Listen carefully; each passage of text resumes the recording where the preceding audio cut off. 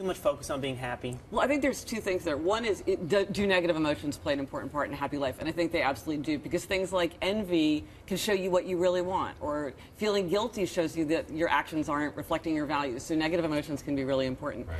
And there's this very strong theme in happiness, and I think John Stuart Mill said it best when he said, ask yourself if you are happy, and you shall cease to be so. So there's sort of this idea that if you worry too much about being happy, you're going to trip over your own feet. Right. Navel gazing is a bad thing. Right. But I actually, at least in my experience, I found the more that I thought very specifically about happiness and how I could be happier, the more I was able to find these little opportunities for practical changes in my everyday life that could make me happier. So I didn't find Even that just framing things, I thought. Yeah, exactly. Right. But, so I find that directly aiming at that target is actually helpful. But I will acknowledge many, many great minds in history have expressed that thought. So I am a little bit, yeah. There's that famous story of John Lennon in school when they said, what do you want to do with your life? Yeah. And he said, I want to be happy. Yeah. And they said, you don't understand business. And he said, you don't understand life. Yeah. As someone who has often thought that happiness is a sign of mood swings, this too shall pass. You know, for a lot of people, I mean, depression is home base. Yes. Would you agree that happiness really is a choice? And I think what Will's getting at is a lot of Americans wait for it to come to them, or think they are entitled, because I was happy all the time as a young person, and now I'm a sad guy on Facebook reliving my glory days. Isn't it a conscious choice that one has to pursue and manifest?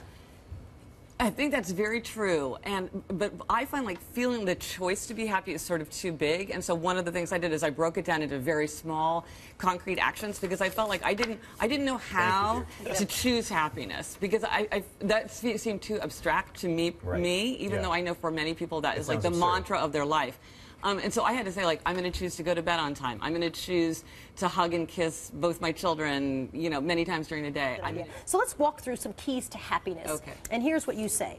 Some of the keys to happiness are sleep. Yes. Anybody on the schedule? Yeah. Right? Yeah. How did you find that was correlated? I mean, because energy is so important to a sense of happiness, and a lot of times the things that we need to do to be happier take a little bit of energy or organization. And if you just feel lethargic, overwhelmed, depleted, a lot of times it's because most adults need 7 to 9 hours of sleep, and if you don't get enough sleep, people think they adjust to it, but it backs up on them in many, many different ways. Fake it, I think, is my husband's, which he really believes that you can just go into a situation. If you say you're going to be happy, pretend you're happy, and eventually you are happy. How does that work? Well, it's this very well-established psychological principle. We think that we act because of the way we feel, but a lot of times we feel because of the way we act. So if you feel shy, but you act very outgoing, or if you feel resentful, but you act very loving, you induce those feelings in yourself, and it's really almost uncanny how much you can switch your emotions around just by changing your outward actions. I'm going to run through the rest. And faking it, isn't it?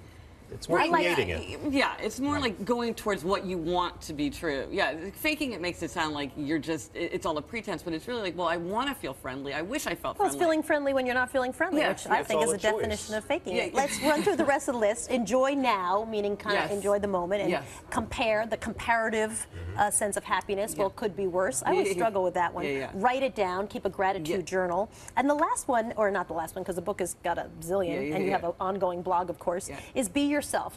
In the book, often you're saying, be Gretchen. It's going to be Gretchen. What do you mean by that? Well, I think that's really elusive. And everybody needs to substitute their own name, obviously. But,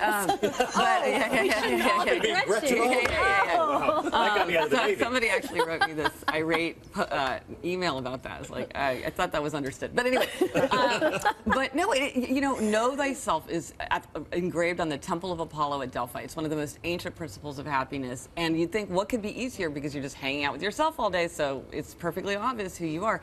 And yet so often we don't know who we are. We don't know what we want, or what our values are, or what our interests are. We're so worried about what we think we ought to be.